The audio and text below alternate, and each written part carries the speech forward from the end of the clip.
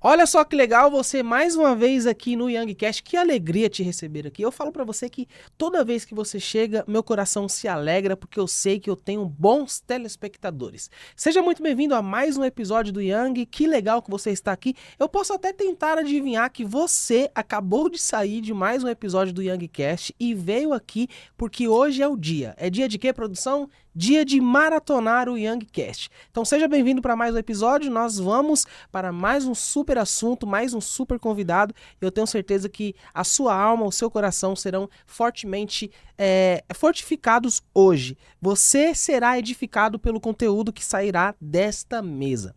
Caso você esteja aqui pela primeira vez, eu sou o André Yang e é claro, eu sou o seu anfitrião aqui nesse podcast, sempre pegando nas tuas mãos e guiando você em uma estrada de fé e espiritualidade através das histórias e experiências que os nossos convidados compartilham conosco. Então, seja bem-vindo, fica muito à vontade, já aproveita aí, coloca este programa neste exato momento, coloca na TV, pega o celular, lê o QR Code que a produção vai colocar aqui na tela.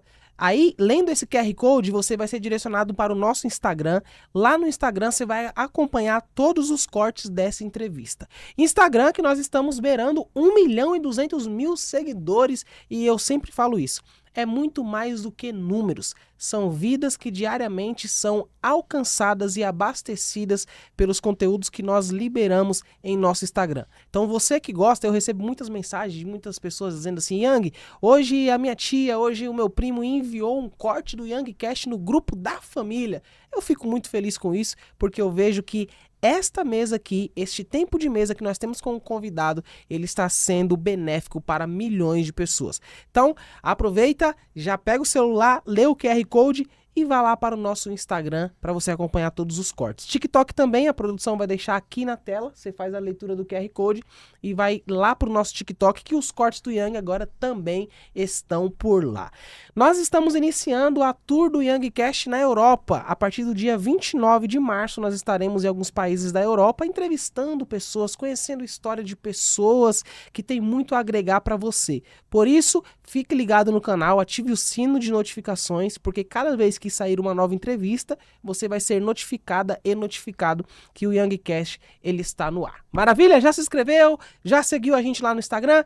Então agora nós podemos continuar, porque hoje eu estou aqui com um convidado muito especial, que quando a câmera mudar para eles, vocês vão ver o terno top que esse cara tá aqui hoje. Ele veio na estica, ele veio pronto, veio arrumado, veio bonito e o melhor de tudo, veio cheio da graça para compartilhar um conteúdo com você. Meu convidado, ele que é o esposo da pastora Maria, ele que é o pastor presidente da Assembleia de Deus, Aliança de Fogo, e acreditem, quando eu falo assim, ele é esposo da pastora Maria, presidente da Assembleia de Deus, Aliança de Fogo. Eu sei que você já imagina um cara com terno, gravata, mas agora a câmera vai cortar porque nós vamos conhecer ele, o homem, a máquina, o barbudo mais top do Brás. Meu querido amigo pastor Robert Raimundo, seja bem-vindo, meu amigo. Oi, Yang. Boa tarde a você. Para mim é uma honra poder fazer parte do seu podcast. É um momento agregador, Que enriquecedor. alegria. Para mim é uma grande satisfação poder de alguma forma somar e essas mais de 1 milhão de pessoas serão alcançadas, abençoadas e serão muito bem abastecidas. E eu tenho certeza, Yang, será uma tarde de excelência, um momento de excelência e para mim dispensa palavras. Gratidão por poder estar aqui. Meu amigo, a gratidão é toda minha. Eu já falei pra ele aqui, falei, ó, você vai e o terno fica. O homem veio todo na estica, veio todo arrumado. Eu quero muito te agradecer por você estar aqui, ceder um espaço da sua agenda. O pastor Robert Raimundo, ele atende os membros de sua igreja, ele atende outros compromissos empresariais e cedeu um espaço de sua agenda para estar com a gente aqui em Alphaville, participar do YangCast, e eu fico muito feliz com isso. E como foi a vinda para cá? Pegou trânsito, esse trânsito maravilhoso aí de São Paulo, da Marginal? Yang, foi tranquilo. Nós viemos assim, não tinha trânsito nenhum até então. Vai acontecer milagre, hein? Fluiu de uma forma muito especial e acredito que o Eterno conduziu os passos, criou um caminho de excelência para nós e chegamos aqui no tempo hábil. Então, assim, foi muito, super tranquilo e glória a Deus por isso. Foi uma bênção mesmo, uma bênção. E como é que está, meu amigo? Fala para mim, como é que está hoje a igreja Aliança de Fogo? Hoje vocês estão com quantos anos, quantos membros? Fala um pouco sobre a igreja. Então, Yang, a D Aliança de Fogo é um projeto que nasceu no coração do Divino. Eu tinha 17 anos na época, quando eu comecei a fazer culto nas empresas no Brás, né? E aí foi gerando um número de pessoas e crescendo. Legal. Então, 3 meses em uma empresa, 4 meses em outra empresa, às vezes 1 ano a 2. E aí os cultos foram aumentando os dias semanais, segundas, terças, sextas. E chegou um momento que cresceu bastante. E o grupo pediu, falou, Robert, pastor, precisamos ampliar, ter um lugar para nós, Sim. né? Precisamos ceiar, ser batizado nas águas, queremos algo a mais, né? E nesse tempo eu estava congregando na Assembleia de Deus, a Assembleia de Deus do Ministério do Belém, né? E eu tinha que tomar uma decisão entre manter os pontos de pregações e os cultos semanais e permanecer na Assembleia de Deus do Ministério do Belém. Sim. Eu fui até meu pastor presidente, conversei com ele me abençoou, me liberou, né? E aí foi aonde nasceu essa igreja. Praticamente 6 anos fazendo cultos todos os dias praticamente nas empresas, né? E hoje nós estamos praticamente aí com 8 anos de ministério. Temos aí uns 200 membros na igreja e está uma bênção, servindo, abençoando e agregando a essa galera toda. 8 anos de Exato, ministério? de ministério. Rapaz, 8... E hoje quantos membros tem a igreja? 200 membros. Em 8 anos você tem 200 membros que estão ali todo o Sim. tempo aprendendo com Sim. você. Sim. E esses 200 membros, sem falar os rotativos, né? Sim. Mas que estão conosco. Sempre tem, né? Exato. Então é um grupo muito além desse, né? Nossos cultos são segundas, terças, sextas e domingos, pela manhã e na parte da noite. Então é muitas pessoas que frequentam, mas conosco, de verdade, debaixo da visão, na estrutura mesmo, são 200 pessoas. Agora, meu amigo, você como um pastor de igreja, você como alguém que cuida de ovelhas, você com certeza tem muito contato e tem uma visão para lidar com novos convertidos, né? Toda igreja tem os novos convertidos e a pessoa que ela é nova convertida, ela precisa de paciência, precisa de um cuidado mais próximo. Qual é a sua visão? Como você trata dessas pessoas que são novas convertidas em sua igreja? Yang, o nosso trabalho ele é bastante objetivo e dentro da palavra. Por exemplo, tem uma senhora que está congregando conosco, não faz 1 mês e meio que ela está congregando conosco, né? E nós não fazemos apelo na igreja. Vocês não fazem Não apelo fazemos na igreja? apelo. Por quê? É simples. Porque, na minha visão, quando você faz um apelo, você está constrangendo psicológica e emocionalmente pessoas que têm uma outra visão de fé, como um católico, um espírita, um bandista e qualquer outro tipo de credo religioso. Então, a nossa casa de portas abertas, eles adentram e participam do nosso culto com uma boa palavra, com um bom direcionamento, um momento de louvor e de adoração.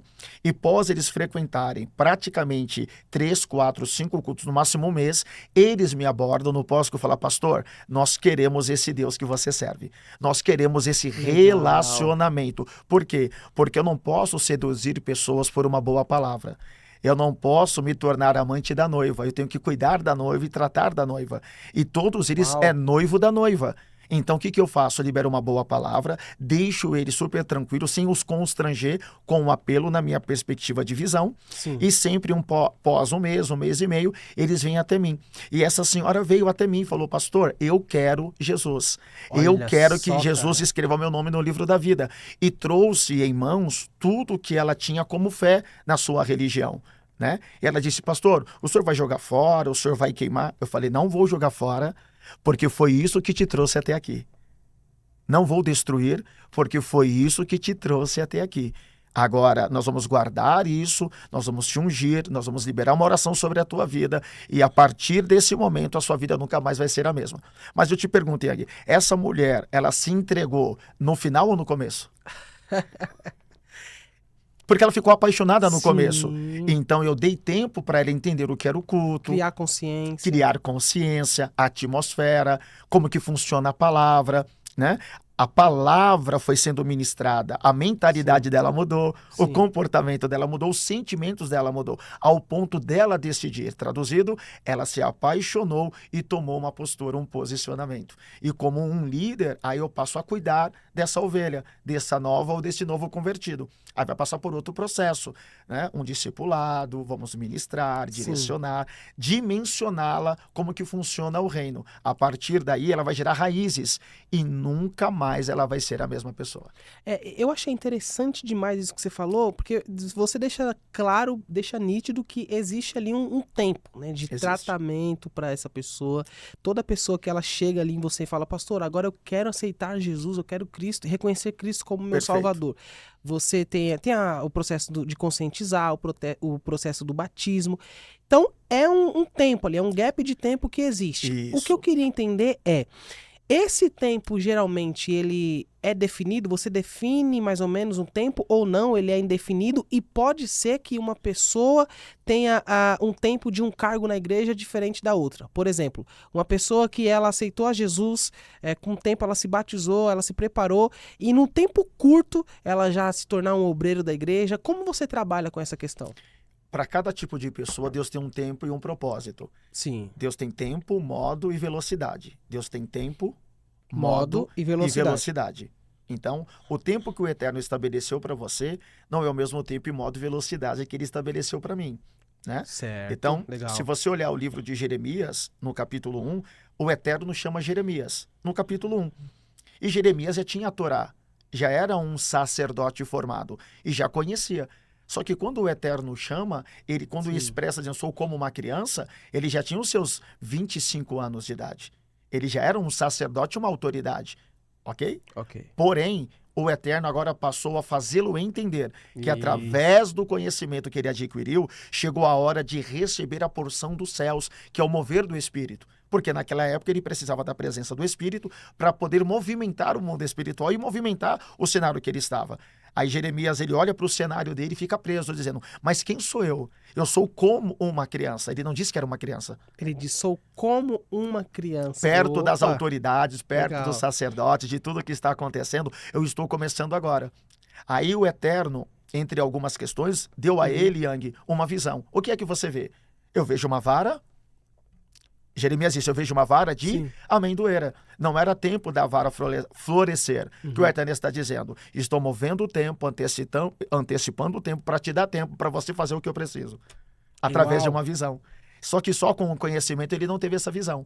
Mas quando o Espírito de Deus o possuiu e ele entendeu que ele foi chamado para ser o profeta de Jerusalém, de todos os deportados, ele foi o único que ficou, ele entendeu. Então essa amendoeira sou eu sou o tempo de Deus para esse tempo, para restaurar, para liberar a palavra e Deus ser glorificado. Então o Eterno respeitou o tempo, antecipou o tempo e o preparou através do tempo.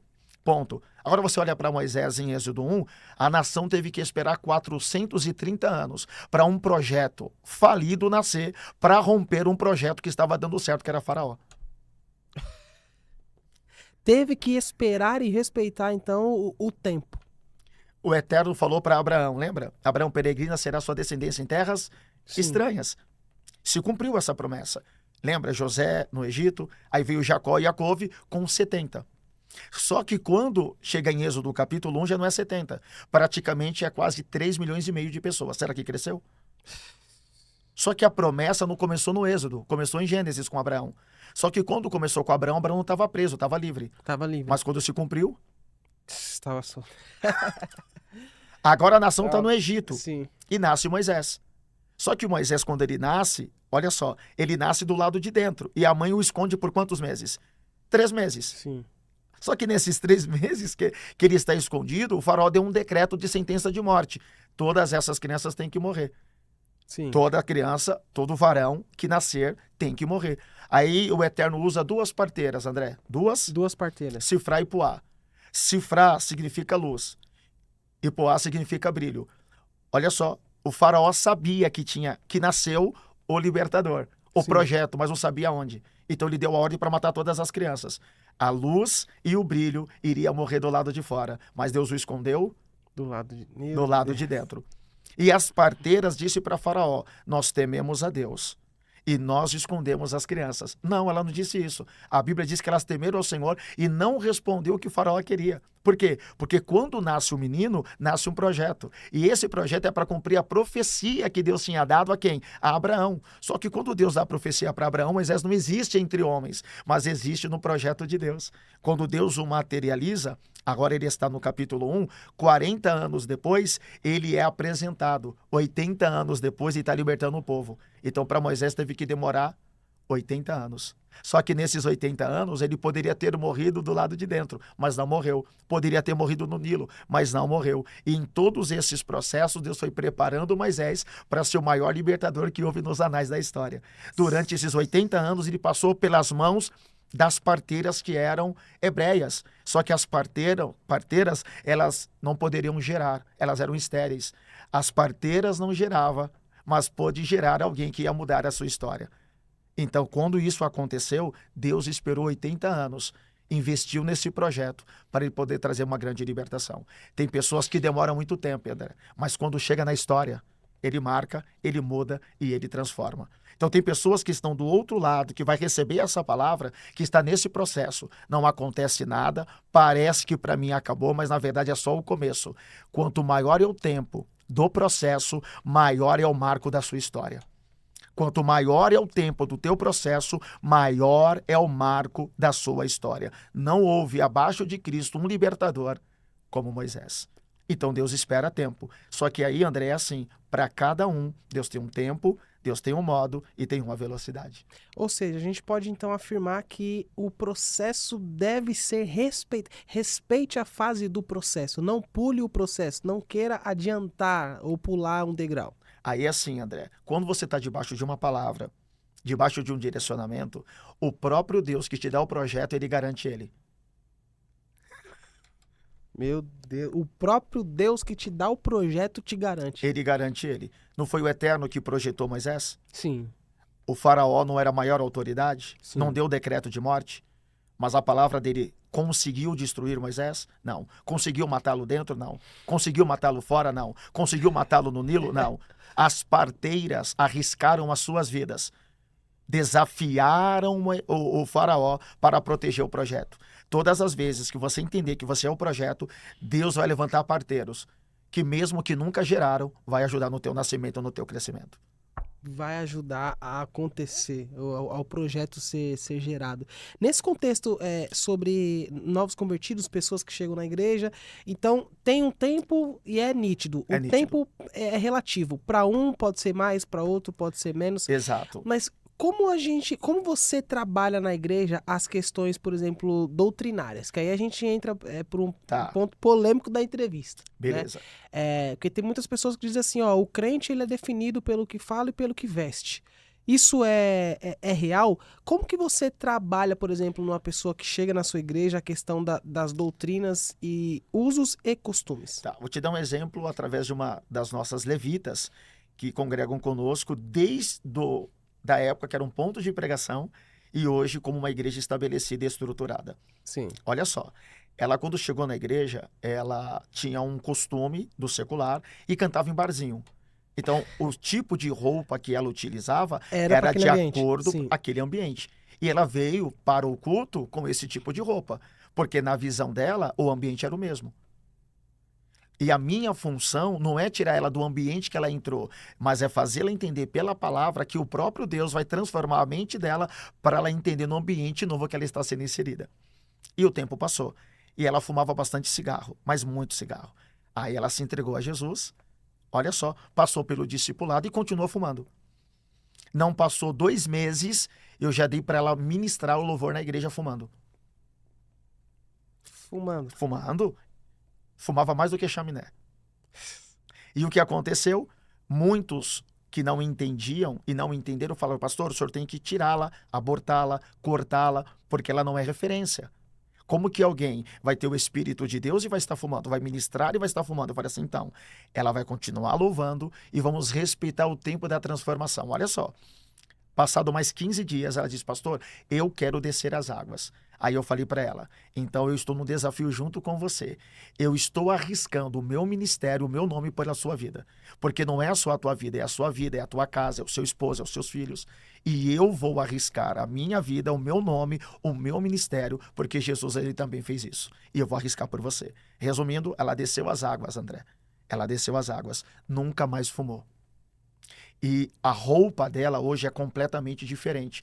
E eu não sou contra a roupa que ela utilizava. Ela entendeu que aonde ela estava, ela precisava de uma nova roupagem, de um novo comportamento, de um novo alinhamento, e ela se estabeleceu para isso. Ela hoje é referência, continua sendo ministra de louvor, a sua família serve, ela serve, e todos estão adorando ao Senhor. Eu respeitei o tempo dela, eu não a matei na fé, eu não a tirei da posição, e ela cresceu rápido. E eu poderia muito bem não a colocá-la por causa de pessoas, mas eu a coloquei. Eu segui a voz da palavra, eu segui a voz do Espírito de Deus e a coloquei num posicionamento. E o nome do Eterno foi glorificado. Hoje, as mesmas pessoas que disseram na época, pastor, era para o senhor ter abortá-la, disse, pastor, glória a Deus que o senhor não mudou o seu posicionamento, porque hoje ele é uma bênção para as nossas vidas. Então a minha visão é isso, cura interior, cura nas emoções, uma boa palavra e respeitar o tempo. E fazendo entender, cada um tem um tempo, um modo e uma velocidade. E é o próprio Deus, para cada igreja, para cada cultura, para cada liturgia, que estabelece isso. E ele estabeleceu isso na nossa casa. Respeitamos essa palavra e hoje ela vive esse sobrenatural. Cara, eu já quero aproveitar o gancho desse assunto e falar algo que veio na minha mente sobre a ceia. Como que você faz? Por exemplo, a igreja, ela pode dizer quem vai e quem não vai tomar ceia? O pastor, ele pode dizer, ó, você não vai tomar ceia. Mesmo que a pessoa, ela, por exemplo, ela está em um pecado, confesso que ela confessou, o pastor, ele pode inibir a pessoa, dizer à pessoa, ó, você não vai tomar a Santa Ceia? Pode. Pode? Pode inibir, pode bloquear, pode neutralizar, pode pôr no banco pessoas que agridem a cultura, a liturgia e os Sim. princípios da igreja. Eles podem. Por quê, André? Porque todos eles estão debaixo de uma direção cultural, histórica e uma formação que já vem antes deles. Mas todos aqueles que defendem a palavra entendem que isso não é verdade. Por que isso não é verdade? Porque Jesus deu a ceia para os 12 durante 3 anos. E todos os 12 traíram de maneiras diferentes. Judas não traiu na mesa. Ele traiu quando ele se apresenta para se tornar um discípulo de Jesus. Quando ele descobre que o propósito de Cristo não era o reino de Israel, mas era a Nova Jerusalém. Então ele passa a vender Cristo, e Cristo já sabia disso, como profeta, como Senhor, já sabia quem ele era, e não o tirou da mesa, não o tirou a ceia. Pelo contrário, foi Judas que se levantou e não participou da última Seudato Radone, que é a Santa Ceia. Então, a Santa Ceia, ela tem que ser entregue, sim, para todas as pessoas que estão dentro daquele ambiente. André, me dá um entendimento muito claro. Como que Cristo morre por pecadores e o sangue dele não pode ser tomado pelos mesmos depois? Para que eu vou descer. O propósito de Cristo não é Que trazer isso? pessoas? Yes. Ele se preparou durante 3 anos e meio para ter a sua entrega. Sim. Então, o alvo de Cristo não era o Getsemane apenas, mas era a cruz. E atrair todas as pessoas, ele atraiu através do seu sangue vertido. Então, em todo o Velho Testamento, André, todos os sacrifícios era cristocêntrico. Era apontado para quem? Para Jesus. Todos os cordeiros apontavam para quem? Para Jesus. Todas as mensagens, todos os cânticos, todas as inspirações apontavam para quem? Para Cristo. Quando Jesus ele morre na cruz do Calvário, na verdade ele não morre, ele se entrega, tetelestai, a ti, Pai, eu entrego o meu espírito, ele estava olhando para você e para mim. E olha só que interessante, agora que ele morreu e o sangue dele verteu, esse mesmo sangue as pessoas não podem participar da Santa Ceia. Por quê? Por causa da roupa, por causa do cabelo, por causa do batom, porque errou, porque falhou. E essa que é a questão. Só Jesus pôde cumprir as 365 leis, que representa ossos, juntas e conjuntura. Eu desafio qualquer ministro que não quebrou uma nessa semana. Eu desafio qualquer bispo, qualquer reverendo, qualquer apóstolo, qualquer entidade, autoridade de nomenclatura que não falhou dentro da tenda por esse ano, por esses últimos dias. Eu desafio, nesse exato momento, qualquer autoridade que não errou, ou do lado de dentro ou do lado de fora. Pecamos, erramos e falhamos, através de atitude, conduta, pensamentos e sentimentos e obras. Então, Cristo veio na cruz para cumprir essa lei de 365. Só ele pode fazer isso. O primeiro Adão quebrou no paraíso, que foi o Adonichon. O primeiro Adão, ele quebrou no lugar perfeito. Cristo veio para provar que é possível cumprir a lei, e ele cumpriu através da consciência, através da palavra e através do seu sacrifício carnal e humano como homem, nos dando o direito de entender. Eu morri por você na lei, agora você vai viver em mim pela graça. Então não é o seu pecado, não é o seu erro, não é a sua bebida, não é os seus trâmites, não é as suas frustrações paternas e maternas, questões emocionais, familiares, perdas financeiras. financeira que vai tirar de você a cura e a libertação mental e comportamental através do sangue do Cordeiro. Se o sangue do Cordeiro é para limpar quem está sujo, me fala o que eu tenho que tomar para limpar se não for o sangue. Então, qualquer líder que tira, que rompe esse gap de transformação nessas pessoas, está tirando o direito dela de entender o que é a cruz. Quem é Cristo de verdade, quem é o Messias, quem é o Mashiach, quem é o enviado, quem é o ungido de Deus. Então, se eu coloco você de banco, André, porque você fornicou, ou porque você errou, eu quero perguntar para você, por que Jesus colocou Judas de banco? Porque quando Jesus se apresentou na ressurreição e foi dentro da tenda que os 11 estavam presos com medo da morte, não os colocou de banco. Pelo contrário, ele foi atrás de Pedro e disse: Pedro, eu sei que você voltou a fazer o que você fazia antes, mas eu vim aqui para isso, porque nenhum dos discípulos, que são seus amigos, que trabalham com você, viria atrás de você. Eles estão presos. Eles estão presos no sistema. Eles andaram comigo, mas não têm o que eu tenho. Caminharam comigo, mas não é o que eu me tornei. Então eles estão presos num sistema, numa religiosidade, num tradicionalismo. Se eles viessem atrás de você, eles iriam te matar. Quando Jesus ele morre, em João 20, que ele ressuscita, ele deixou um lencinho enrolado dentro da sepultura. João correu na frente, não correu? Sim. Parou na esquina, mas quem foi que entrou? Pedro, porque a mensagem era de quem? Para Pedro. O que João entendeu? Eu sou o homem da palavra, mas só Pedro pode entender esse mistério. Cheguei na frente dele, mas é ele que tem que entrar. Pedro entra e entende. O que Pedro faz agora? Ele foge para o mar. E quando ele foge para o mar de Genezaré ou de Beretes, ele não está fugindo, ele está indo para o primeiro encontro, aonde tudo começou. Aonde ele foi transformado na primeira vez, ele entendeu que o processo não tinha terminado. Quem é que foi atrás dele? Quem é que foi ministrá-lo? E só uma pergunta, André, quantos discípulos Jesus levou com ele?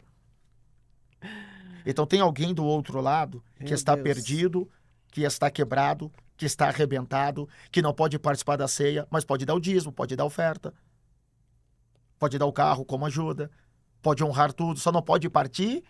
Então, se eu não posso participar da Santa Ceia porque eu sou indigno, meu dinheiro é indigno, a minha entrega é indigna, o meu carro é indigno, a minha oferta é indigna. Entende isso? Então, Cristo foi atrás de Pedro para dizer: Pedro, só eu posso transformar a tua vida. Então, você não vai voltar, você vai recomeçar aonde você parou.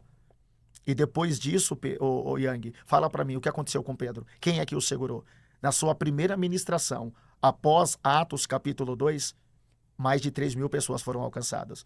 E se Cristo tivesse o colocado de banco? Vai ficar 3 anos parado. Teríamos um Petros? Teríamos hoje uma referência de alguém que errou, mas se levantou? De alguém que teve o tempo do processo para ser curado e transformado? Então, Yang, só Cristo pode te resgatar da onde nenhuma autoridade conseguiu te levantar. Só Cristo pode te resgatar da onde nenhuma autoridade. Isso é forte, hein? As autoridades que não são curadas, as mentalidades vão curar aqueles que ainda iniciando estão. Aqueles que ainda não foram transformados na totalidade. Esse era o propósito de Cristo e sempre foi. Então essa é a nossa visão da Aliança de Fogo. Curar, restaurar, ampliar. Entenda, não somos coniventes com o pecado. Não somos coniventes com os erros. Mas a própria palavra é poderosa para transformar a tua mentalidade, para transformar os seus passos e te fazer entender que existe renúncia a ser tomada. E isso não sou eu que obrigo a você a fazer, é a palavra que faz você tomar. Então, quando eu acelero o processo, obrigando você a fazer aquilo que eu acho acima do que a palavra orienta, estou te trazendo por um tempo que vai te matar. E sabe o que é o mais interessante de tudo? É que às vezes nesse tempo de banco, você vê muita gente sair da igreja e nunca mais voltar. Aquilo que era para ganhar a pessoa acaba perdendo. Eu já vi pessoas que ficou de banco, não suportou, porque mesmo de banco a pessoa não parou de pecar, de cometer o erro, de cometer o pecado que estava cometendo. Yang, a minha visão é essa. Vamos pôr no banco? Vamos pôr no banco. Então tem que começar pela minha casa. Forte isso aí. Vamos começar pela minha casa. O cordel de medir de Ezequiel 47, o cordel de medir, Ezequiel era um homem sobrenatural. Capítulo 1, ele está no rio Quebar, perto de Tel Abib e Nippor. Ok? No ano 597 foi arrancado de Jerusalém, levado para a Babilônia. Capítulo 2, o Espírito de Deus, o Ruach, toma-o e o levanta como profeta. E o Eterno diz, olha, cuidado que onde você está tem serpentes e escorpiões. Ministra, cuidado, mas não dê as costas. Porque se você der as costas, é o mesmo público que te aplaude, que te glorifica, é o mesmo público que vai te matar. Ok? Legal. Capítulo 13, ele é profeta. Capítulo 33, ele é o atalaia. No 37, Ezequiel entra dentro de um vale de ossos secos, pelo Espírito, pela direção, tomado por Deus, para liberar uma palavra. E tudo que começou como ossos, terminou como? Carne. Como um grande exército. É isso que o Eterno quer que alguém entenda. A minha função não é te ver como osso, mas é te ver como um exército. Mas precisa de um profeta para ativar uma palavra, para transformar quem está jogado num vale de ossos secos. E hoje essa geração, muitas autoridades, está pegando um exército e transformando no vale de ossos. Então o que Ezequiel fez no final, nós estamos fazendo no começo, levando a igreja a se tornar, ministérios a se tornar, líderes a se tornar vales de ossos secos. Mas isso só acontece com os menos favorecidos, com quem tem dízimo magro, com quem não oferece grandes ofertas, para quem aparentemente não proporciona crescimento no grupo de louvor, no círculo de oração, na banda para tocar uma guitarra, para fazer ela chorar, no contrabaixo, para tocar uma batera. Então, todos esses que são extraordinários e agrega, investe pesado, ninguém vai para o banco. Se o meu filho fornicar, ele não vai para o banco.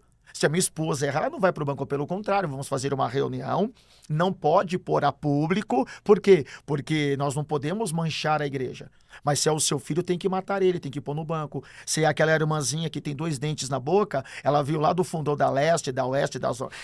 Põe ela no banco. Por quê? Porque ela não agrega, ela não acrescenta. É um a menos. E é justamente esse um a menos que vai mudar a tua vida, que vai mudar a tua história, que vai fazer o reino ser glorificado pelo Eterno. Essa é a minha visão. Cara, um a menos no exército do reino já é prejuízo. E esse é o problema. Estamos dividindo o exército por sentimentos e não por um posicionamento. Então eu me posiciono pela cultura e não me posiciono pela palavra. Eu me posiciono por um sistema e estou matando pessoas através de uma palavra, sendo que Cristo não me chamou para matar pessoas, e sim para transformar pessoas. Então não se trata do que eu sinto, se trata do que a palavra quer que eu faça. Não se trata do meu sistema, se trata de um posicionamento pela palavra. Então entenda, os 2 leprosos, quando se aproximam de Jesus, disse, se o Senhor quiser, em Marcos, capítulo 1, o Senhor pode nos curar, pode nos limpar. O que Jesus disse? Não, vocês vão para o banco? Segundo a Torá, vocês têm que ficar exclusos? Eles já estavam exclusos. Uhum. Eles já estavam de banco. Estavam em cima de uma pedra. Já carregavam um sino. Sim. Já eram envergonhados. Então chega de vergonha para quem está do outro lado. Chega de ficar em cima da pedra, excluso para quem está do outro lado. É tempo de um Cristo aparecer e falar, não, eu quero te limpar. Se Cristo tivesse preso naquele sistema, ele curaria os 2 leprosos? Ele limparia os 2 leprosos? Ele diria aos dois leprosos, segundo a Torá, escrita por mim, vocês têm que morrer. E nenhuma regra, nenhuma lei, mesmo escrita por ele, é mais importante do que a graça, que é a vida cumprindo nele pela misericórdia. Então ele escreveu a lei, não foi para te matar, foi para te trazer para perto. E a graça veio para te transformar através do acesso à paternidade, que é espiritual, uma nova vida com Cristo. Só que as pessoas estão usando parte de textos, parte de um sistema para bloquear pessoas.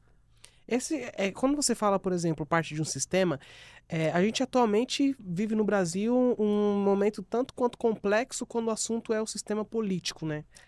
A gente tem justamente a questão da briga direita e esquerda, a gente vê o presidente Jair Messias Bolsonaro, né, passando por um processo para ser condenado, com a possibilidade de ir preso. A gente vê que é uma guerra, né? É uma luta. Só que olhando para o ponto, eu acredito que tem uma guerra espiritual nisso, mas eu tenho total certeza que Deus ele tem propósito em tudo, né? Então não existe perda, existe aprendizado, né? Aprendizagem. E como que a gente pode analisar, por exemplo, essa questão? Tem muita crítica do sistema político. Poxa, mas a esquerda, olha só, a esquerda não tem dó, a esquerda não tem piedade, eles são injustos, eles batem pra caramba, eles prendem inocente, né? Isso o religioso falando. Só que poucas pessoas elas param para olhar para o sistema religioso, que assim como o sistema político, é igual você acabou de falar aqui. Se o cara não dá um bom dízimo, se o cara não tem a melhor condição, esse cara sofre. Às vezes inocentes, por conta do sistema religioso, sai da igreja, por conta de questões de usos e costumes, pessoas são colocadas para fora da igreja. Como que você faz essa análise? É uma hipocrisia? A gente critica muito o sistema político e esquece que o sistema religioso ultimamente não está sendo nada agradável? André, a primeira resposta é: quem está criticando está sendo favorecido ou desprezado? Exato. Muda completamente o panorama. Só critica quem não está sendo honrado e valorizado por aquele sistema. Sim. Todo sistema que me oprime, eu sou contra ele. Todo sistema que me dá liberdade, estou a favor a ele. Uhum. Então, o meu sistema é o que a palavra diz. Olha para Daniel, 605, está na casa de Nabucodonosor. Mais de 10 mil homens foram levados cativo para a Babilônia. Entre eles está Daniel. Daniel está lá preso no sistema. Capítulo 2, o rei teve um sonho. E nesse sonho, o sistema disse, é o seguinte, se ninguém interpretar o meu sonho e se mentir para mim, eu mato você, a sua casa, a sua família, eu vou fazer um montouro. Daniel olhou e disse, eu não vou morrer por causa de um sistema. Os sátrapas, os adivinhos, todos iriam morrer, Daniel também. Ele não tinha nome. Quem não tem nome morre pelo sistema. Quem não tem história morre pelo sistema. Quem não marcou a vida e a história morre por um sistema. Daniel disse não. Chamou Aspenaz, comandante da guarda, e Arioque disse, vem cá, quero um adendo com um rei. E chamou Nabucodonosor. E Daniel se apresentou, a maior autoridade política da época, filho de Nabopolassar. Nabopolassar constrói o império babilônico. Vem agora o seu filho Nabucodonosor e estabelece princípios religiosos e autoridades para o seu benefício. Daniel disse, eu não vou morrer por causa disso. E é o seguinte, me dê tempos de dias, vou me reunir com os meus amigos. Resumindo, Sadraque, Mesaque e Abednego. Deus revelou a ele o oculto, o profundo e o escondido. Traduzido, Daniel rompeu o sistema, quebrou o sistema, o espiritual desceu nesse sistema e Deus mudou completamente a história. Capítulo 3, Daniel não está mais preso no sistema. Capítulo 4, o rei chama ele para fazer parte do sistema. Daniel senta nas mesas do sistema, mas não é conveniente a ele fazer parte da alimentação desse sistema. Ele alimenta esse sistema, ele direciona esse sistema, ele aconselha esse sistema, porque ele está direcionado debaixo de uma palavra. O problema, Yang, não está no sistema, está na mesa que o sistema me oferece para ser manipulado por ele. O banquete está na mesa, come quem quer. Come quem quer. E Daniel entendeu. Eu estou na mesa, não preciso comer o que todo mundo me oferece, mas o Eterno me colocou aqui para marcar esse sistema, para impactar esse sistema. E ele fez isso acontecer. Daniel 12, 13a diz, tu porém vai até o fim. Já tem mais de 90 anos. Só que desde o capítulo 1 até o capítulo 12, ele está fazendo parte desse sistema. Mas não se entregou, não se vendeu, fez a diferença. Até o capítulo 2, ninguém sabia quem ele era. Depois do capítulo 2, ele se tornou um político. Me pergunta por quê?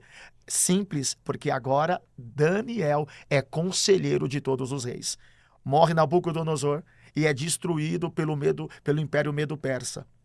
O Medo-Persa é destruído e agora vem outros sistemas. E Daniel está lá, fazendo parte de todos os sistemas, aconselhando todos os sistemas e todos os sistemas políticos que um após o outro se levantou e entendeu. Nós não podemos fazer nada sem Daniel, porque ele tem o espírito de excelência sobre a vida dele. Jesus também não é diferente. Jesus teve dois do lado dele que mudou a sua história. Nicodemos e José de Arimateia. Quem é Nicodemos? E quem é José de Arimateia? José de Arimateia é um senador político de Roma. Quando Jesus morre, quem é que vai até Herodes tirar o corpo do pendurado, que é a vergonha absoluta da cruz? Um senador. Então agora Jesus ministrou um senador durante o seu secreto, preparou ele no começo para decidir o seu final. Então Jesus, ele entendeu que ele poderia trazer esse sistema para perto dele, mas Jesus nunca se entregou a esse sistema. Ele nunca foi conivente a esse sistema. E todas as suas mensagens foi para bater de frente com esse sistema. Mas não para romper, para destruir pessoas, para transformar pessoas, para atrair pessoas, para transformar mentalidades e comportamentos de pessoas. Todas as vezes que Jesus operou seus milagres e as multidões se aproximavam, Jesus nunca disse para um guarda pretoriano, para alguma autoridade romana, para Inás ou para Caifás: eu não quero vocês aqui, porque vocês fazem parte do sistema. Pelo contrário, eu quero vocês aqui para entender o que é o meu sistema, o que é a minha palavra, o que é a minha direção. Eu quero transformar a vida de vocês. Ele trazia para perto. Então é um sistema entrando dentro de outro. Ó, o meu sistema dentro da palavra pode entrar no sistema do secular. O que não pode acontecer é o sistema do secular. Entrar no... Aí vai mudar a minha mentalidade, os meus princípios, a minha realidade espiritual e o meu comportamento. Então é isso. Todas as pessoas, todas as autoridades que para eles é favorável à direita, vai bater na esquerda. E todas as autoridades que para ele é favorável à direita, vai bater na esquerda. Só que a nossa visão é ser favorável ao equilíbrio. Por quê? Porque em todos os tempos, André, todos os tempos, o que disse Abacuque no capítulo 1 e o que disse Abacuque no capítulo 3. Capítulo 1, Abacuque está revoltado pelo sistema. Até quando eu vou ver a vexação diante dos meus olhos? Até quando eu vou ver o ímpio mastigar o justo? Até quando a lei vai se afrouxar pelo sistema? Disse Abacuque. No capítulo 2, Abacuque entendeu: Senhor, agora eu entendi. O justo viverá pela fé. Capítulo 3, Abacuque mudou. Senhor, eu ouvi a tua palavra e eu temi. Aviva a tua obra e no meio dos anos a notifica. O que Abacuque está dizendo? Eu sei que esse sistema vai ser destruído, que é o babilônico. E eu sei que o medo persa também vai destruir a Babilônia. Mas de uma coisa eu sei: mostra para todas as nações e para todos os impérios que o seu sistema, a tua palavra, ainda transforma vidas através de um homem que é transformado pelo poder do teu espírito. Abacuque teve essa revelação, ele teve esse entendimento. Então entenda, André, todas as vezes que uma autoridade é favorecida pela esquerda, vai bater. E todas as vezes que essa autoridade é favorecida pela direita, vai bater na esquerda. Só que, na verdade, Cristo veio para se colocar no meio, para atrair ambos ao seu reino. E assim funciona. Todas as vezes que a direita estiver muito fora do propósito, Deus vai permitir quem tratar dela. Porque todas as vezes que a nação estava fora, quebrava a aliança, Deus usava quem? O justo? Não. Deus usava quem? O Ciro ou qualquer autoridade perdida para trazer a nação de volta. Então é isso. Deus vai usar a esquerda para tratar da direita. E Deus vai usar a direita para tratar da esquerda. E em tudo, eu acredito no poder absoluto do divino trabalhando no controle sobre a direita e sobre a esquerda. Porque é muito fácil eu vir aqui e falar: eu sou a favor à direita e arrebentar a esquerda. Só que tem um exército meu na esquerda que serve junto comigo no propósito do reino. A direita é a mesma coisa. E eu não posso puxar a minha espada para o meu irmão da esquerda porque a minha visão é da direita. A pergunta é: quem é que está me usando para puxar a espada para o meu irmão? É o reino? Estou agregando? E aí com isso o diabo se levanta nessas situações, trabalhando no emocional, comportamental, intelectual de pessoas e tirando membros da direita, membros da esquerda, que contudo é o corpo ou pessoas que faz parte do corpo de Cristo, para colocar prótese. Meu Deus do céu. Essas próteses, que não é diretamente o membro, né? É uma prótese. Ela pode ser comparada, por exemplo, ao joio? Literalmente. O que é o joio? Quando foi estabelecido a parábola do semeador, na madrugada o semeador saiu e lançou a semente, que é o trigo. Só que na mesma madrugada, o dono da tenda, da casa, da terra, ele dorme. E quando ele dorme, o diabo foi lá na madrugada, no mesmo ambiente, no mesmo cenário, no mesmo lugar. Yes. No mesmo ambiente, no mesmo cenário, no mesmo lugar. No mesmo ambiente, no mesmo cenário, no mesmo lugar, e lançou. Se isso não era propósito do reino e o eterno é absoluto, por que deixou semear? Porque só o eterno pode definir o final através do seu começo. Mas o eterno sabe que no começo é só assim para alguém voltar ao propósito original. Então quem dá crescimento ao trigo não é o trigo, é o joio. André, do peito para baixo você não está vendo as minhas pernas. Do peito para cima você só está vendo o meu peitoral, porque está visível aos seus olhos. Então assim é o trigo. O trigo aparece em cima e o joio não aparece embaixo, porque ele não cresce. Só que quem dá capacidade do trigo crescer aonde ninguém enxerga, Mefibosete só teve a oportunidade da carruagem de Davi ir até ele para trazê-lo de volta, porque Mefibosete entendeu, Ziba foi um joio na minha vida, mas ele me fez crescer. O que não aconteceu no começo, aconteceu no final. E Davi cumpriu por essa palavra. E quando Davi disse com Jonathan, eu quero fazer uma aliança com você, se eu morrer tu cuida da minha casa, e se eu morrer você vai cuidar da minha, a questão geracional, quem morrer vai cuidar um do outro. O que Davi está dizendo? Nós não sabemos quem é que vai nascer, mas essa palavra não morre. Então quem nascer vai viver debaixo dessa promessa. Mefibosete era criança, passou pelo acidente, que eu entendo como propósito. 25 anos depois, o rei foi e cumpriu essa palavra. E o tirou da terra do esquecimento, da miséria, e o colocou assentado como nós estamos aqui, André. Todos que olhavam para Mefibosete na mesa do rei só conseguia vê-lo do peito, porque do peito para baixo todo mundo... Então é muito fácil quebrar pessoas que já estão quebradas, arrebentar pessoas que já estão arrebentadas. Precisamos de pessoas que restauram quem está quebrado, que restitua o que foi tido como perda em departamentos esporádicos, pessoas que curam questões paternas, questões emocionais, questões maternas, que transitam na mentalidade das pessoas por uma boa palavra, fazendo-as entender. Eu preciso de curar para você curar pessoas também.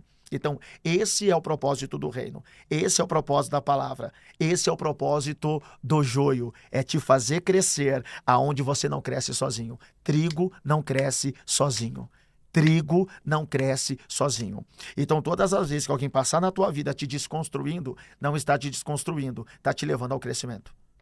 Todas as pessoas que passar na tua vida, mexendo no teu nome, na tua moral, no teu ministério, é o Eterno dizendo, estou te dando crescimento. Porque na parte interna, aonde o joio foi plantado, é o joio que faz, entrelaçando-se ao trigo, ele aparecer na parte de cima.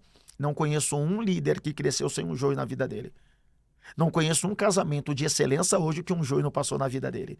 Não conheço um empreendedor, um empresário, uma autoridade eclesiástica e espiritual que um joio não passou na vida dele. Meu Deus. Olha para os irmãos de José. Quem fez José crescer? Os irmãos. E os irmãos eram o que na vida de José? O trigo ou o joio? O joio. Uau! O ministério de José se divide em 3 partes, Yang. 0 aos 17, casa do pai. Plantado na casa do trigo. Dos 17 aos 35, aí muda. É o joio fazendo o trigo crescer através do processo. Sim. 0 aos 17, José na casa do pai. José é plantado na casa do pai e o Eterno dá um sonho. Dos 17 aos 35 é a fase da lapidação do sonho. E Deus usa quem para lapidar José? O trigo ou o joio? Meu Deus, cara. Quando José passa a ter o governo, ele já está agora dos 35 aos 110. Só que é o joio que prepara o caráter de José. Sim. A personalidade de José. Tanto que quando no final José está como governador, autoridade máxima, como político, conselheiro do faraó e com um anel no seu dedo, ele chama todos os joios para dentro de casa e diz, chegou a hora de joio ser transformado em trigo. Então todas as pessoas que passou na tua vida são pessoas que serão transformadas através de você. Só que se você não entender o processo agora, você não vai viver o propósito depois. Então o diabo é perito em usar pessoas na mentalidade de não ser curada e tratada para roubar o teu propósito hoje. É simples assim. As parteiras, André, quando elas receberam o decreto do faraó, elas tinham uma identidade. E a identidade delas era coveiras ou parteiras. Parteiras, coveiro enterra e desenterra. Parteiro gera vida e faz alguém nascer. Então eu não posso mudar a minha identidade pelo desafio que alguém me oferece, mesmo sendo político. Então a identidade delas era ser parteiras. E ser parteiras é ter coragem de atropelar o sistema, de romper o sistema, de viver a palavra e gerar vidas, mesmo vidas arriscando a sua própria vida de vida no ambiente do cenário da morte. Muitas pessoas morriam, mas as parteiras fizeram pessoas nascer, arriscando a própria vida. O que o Eterno precisa nesses dias é de parteiros e parteiras e não de coveiros. É de parteiras e parteiros e não de coveiros. A pergunta que eu faço, e a resposta já vai a essa, André, para quem está do outro lado. Na direita ou na esquerda, temos mais parteiros ou coveiros? No nosso altar tem mais parteiros ou coveiros? Mais trigo ou joio? Nas nossas cadeiras de liderança ministeriais e eclesiástica, em nomenclaturas posicionadas em homens, tem mais parteiros ou coveiros, joios ou trigo? Se nós fizermos uma conta e ter o equilíbrio, todo mundo vai ser curado. Agora, se não tivermos isso, nós somos aquilo que nós alimentamos. Então, quem te alimenta, você se torna. Cara, essa sacada, eu achei assim, isso é de uma minúcia tão grande, que é quando você fala assim, justamente sobre o joio e sobre o trigo. O trigo, ele vai crescendo e o joio não sai do meio, ele tem que continuar lá, faz parte.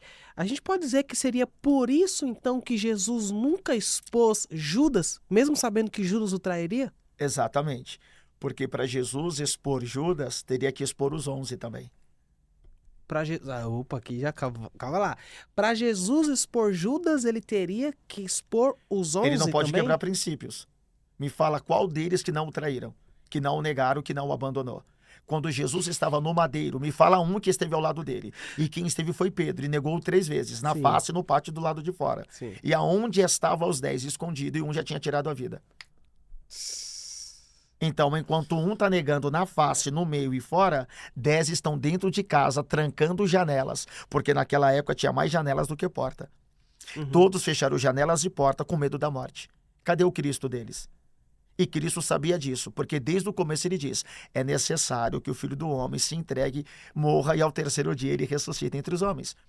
Essa mensagem foi desde o começo.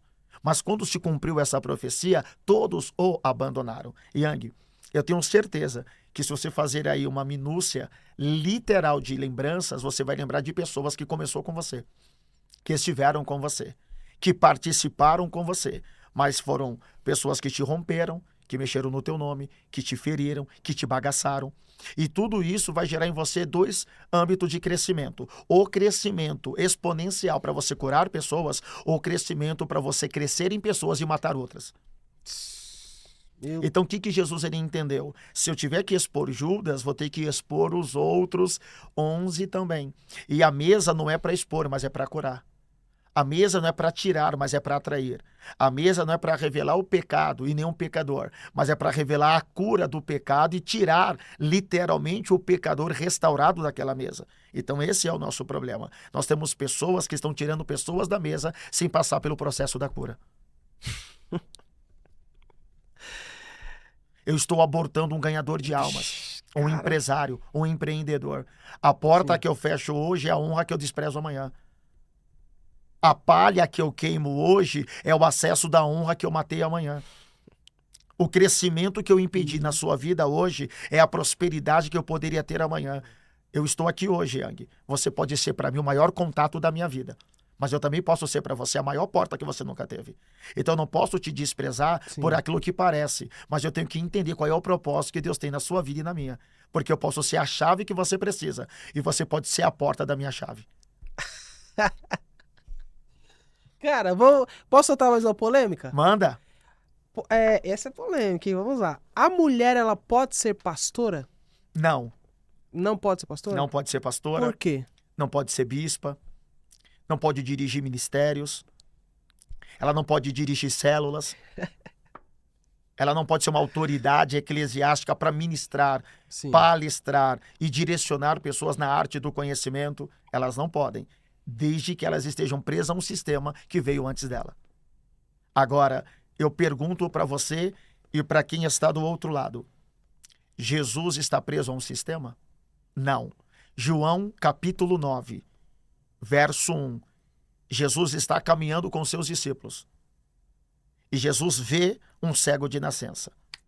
Verso 2, os discípulos presos a um sistema, engessados, com a mentalidade cauterizada, disse, Rabi, percebemos que esse desgraçado, miserável, moribundo, cego, ou ele pecou, ou seus pais pecaram. Verso 3, Jesus disse, nem ele pecou.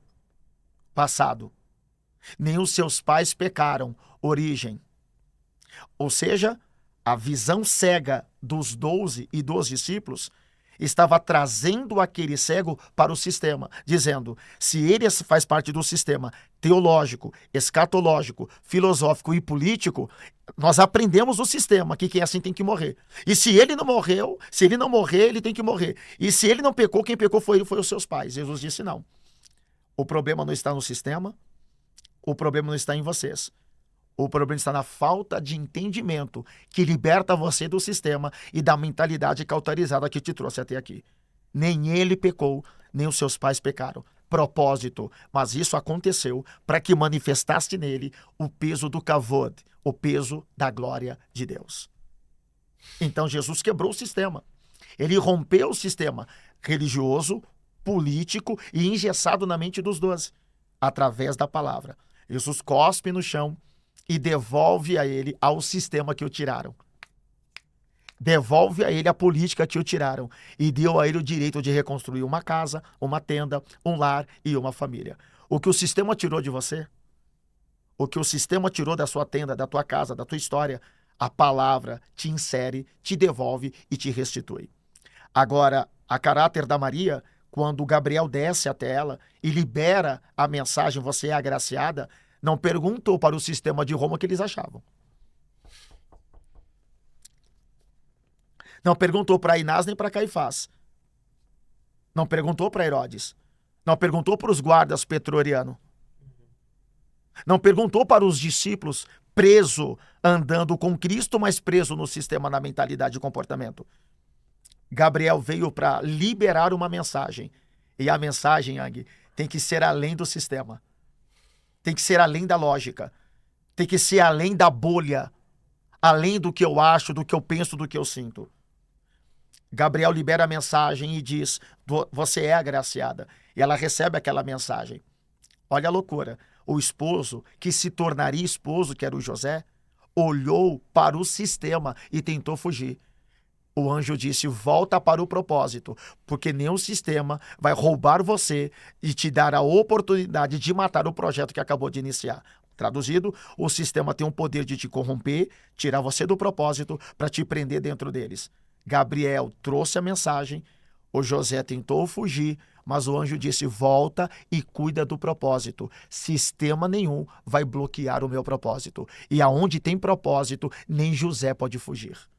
Então tem muitas pessoas fugindo que era para estar aqui, participar desse podcast. Faria um impacto tremendo nessa geração, mas alguém o matou. Alguém o bloqueou. Alguém o neutralizou. Mas eu quero aproveitar e liberar uma palavra profética para alguém que está do outro lado, uma palavra rema.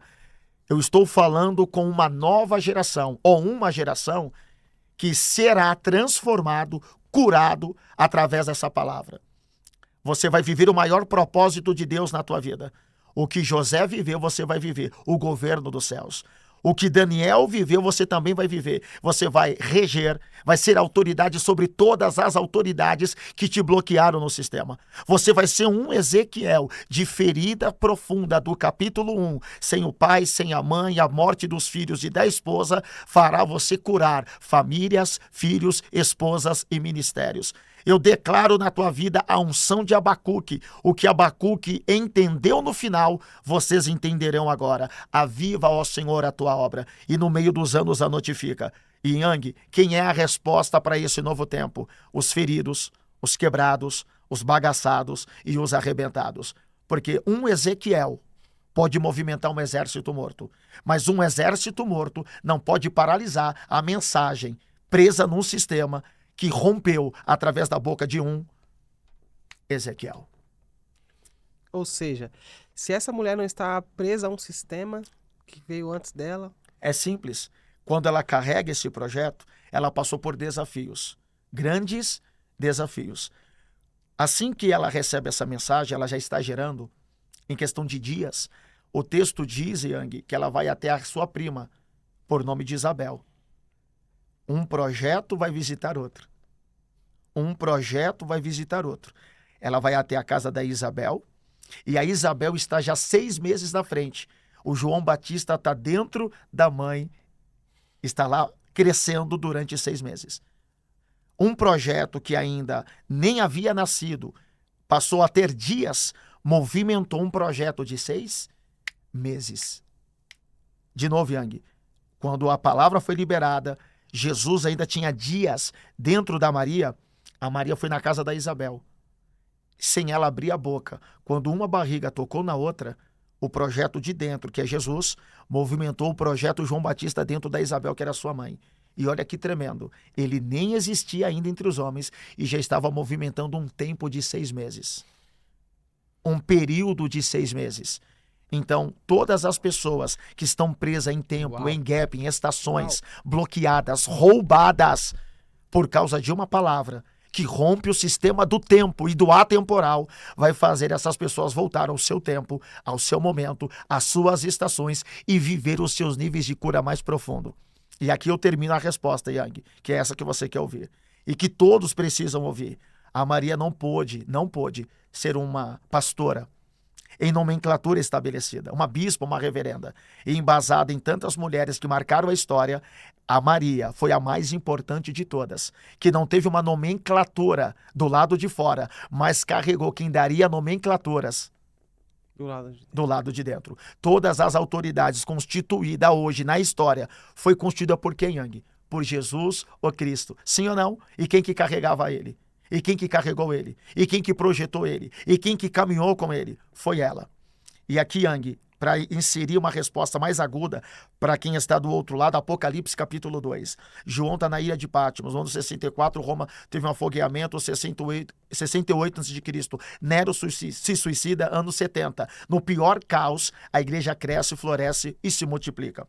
João está na ilha de Patmos, recebe uma mensagem para 7 cartas e manda 7 cartas para 7 igrejas da Ásia Menor. João está preso, ministrando e escrevendo cartas para quem está livre, beleza? Legal. Olha essa revelação.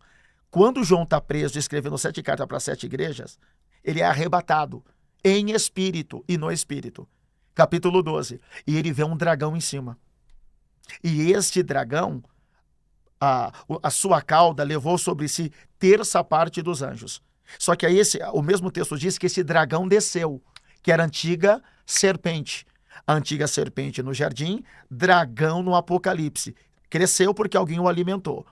Legal. Esse mesmo João diz que a mulher está grávida. Escatologicamente dizendo e teológica, tem 2 vertentes. É Jerusalém e Israel, e é a noiva do Cordeiro ou a mãe de Cristo. Pegou? E essa mulher grávida vai para o deserto. E essa mulher agora tem dores de parto. E essa mulher que tem dores de parto é Maria. E agora o menino nasce. Yang, segura essa. O menino nasceu, não nasceu? Não nasceu na manjedoura, foi colocado na manjedoura. Mas tem um segredo. Todo mundo fala da manjedoura que foi dentro, que foi fora, que foi fora, que foi dentro.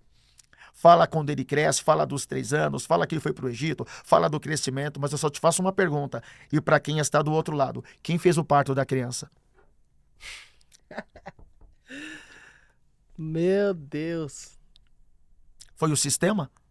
Cara. Foi o joio? Foi o Ciro, que era ungido para um propósito, mas não tinha o Espírito de Deus dentro dele? Era o Medo Persa, era o Império Babilônico? Não. Quem fez o parto foi o próprio Yud-Heh-Vav-Heh, o Eterno. O Todo-Poderoso. O Deus El Elyon. O Kadosh Baruch Hu. Porque para desbravar com uma autoridade, só uma autoridade. Tem coisas, textos bíblicos, Yang, que o Eterno enviou anjos para trabalhar ao favor da igreja. No Velho Testamento, você vai ver muito isso. Anjos sendo enviados para executar o ofício do divino. Daniel vai falar sobre isso. Sim. E vários textos. Legal. Tem situações que Deus envia anjos. Tem situações que Deus envia homens. Tem situações que Deus prepara amigos. E tem situações que Deus usa até inimigos para nos favorecer. Mas nesse caso, só o Eterno, só o pai da criança, o pai do projeto, acima do sistema, no atemporal, não no Aurônios, não no Mesorônios, mas no Eporônios, no céu glorificado, que pode descer para romper aquele que mataria o maior projeto de todos.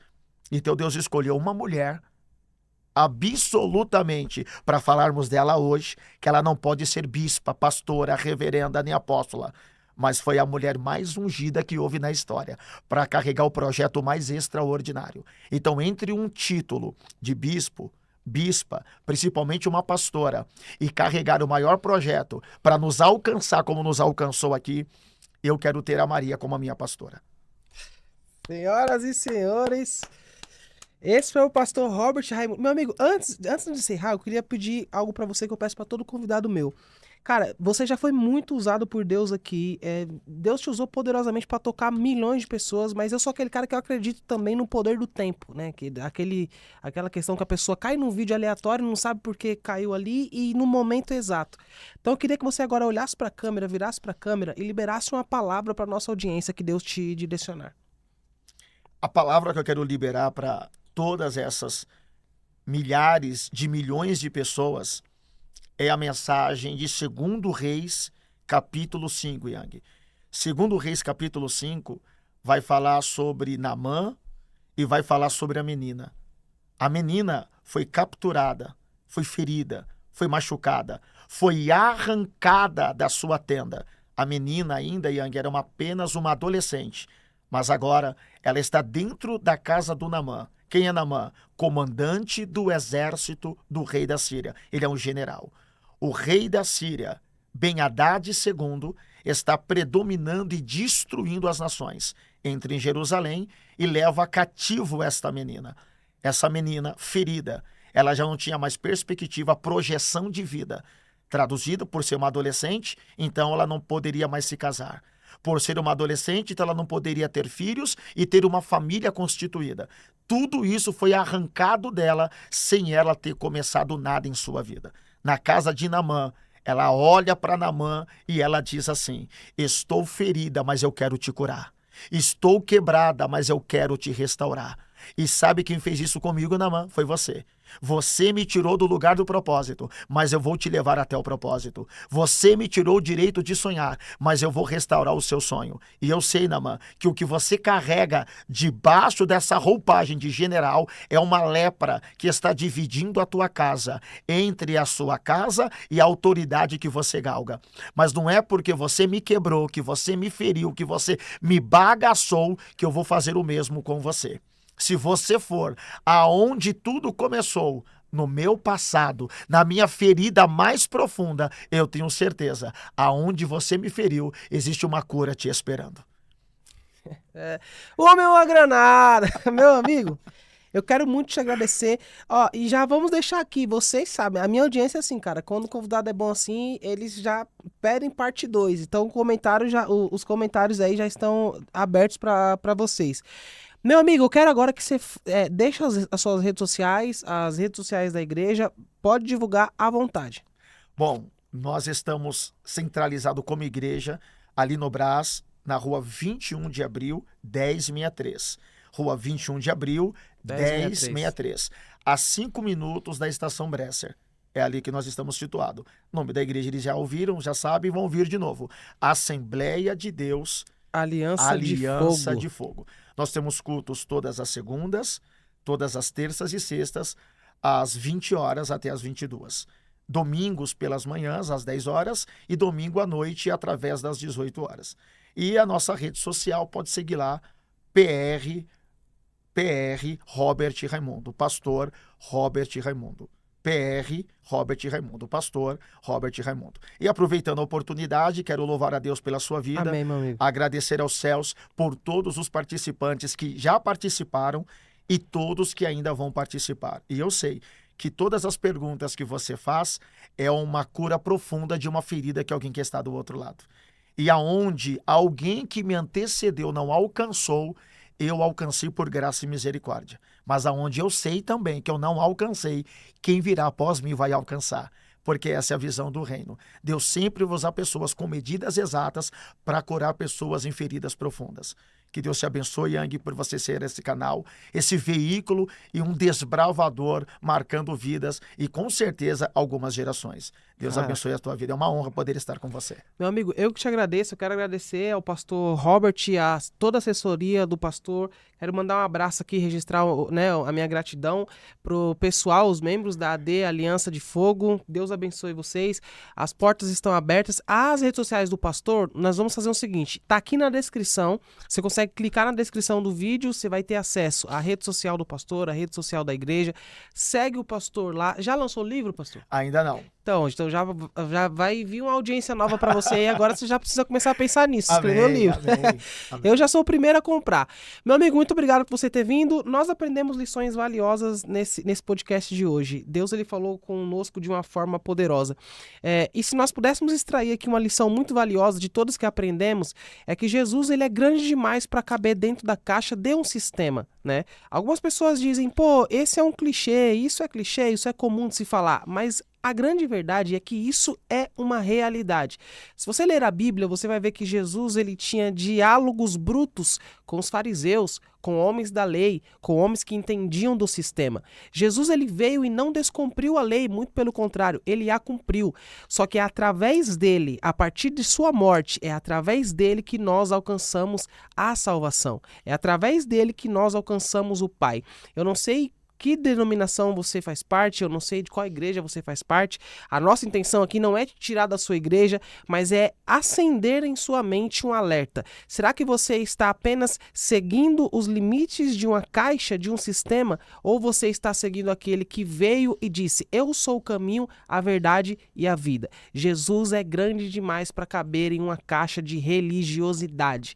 Ele é grande demais para caber nos limites impostos por homens. Jesus é muito grande para caber na caixa do sistema. Esse foi o nosso episódio de hoje do YoungCast. Não se esqueça de se inscrever no canal, ativar as notificações para você não perder nada. Segue o Instagram do convidado aqui, todas as informações estão aqui na descrição. E eu sei que hoje é dia de quê? Hoje é dia de maratonar o YoungCast, todo dia é dia de maratonar. Como eu já sei que você já quer assistir o próximo episódio, eu vou facilitar o teu caminho. A minha produção vai deixar o próximo episódio aqui para você, é só você clicar nesse link que eu te recebo dentro de 5 segundos. Clica nesse link aqui que eu já estou com um novo convidado te esperando no próximo episódio. Deus abençoe.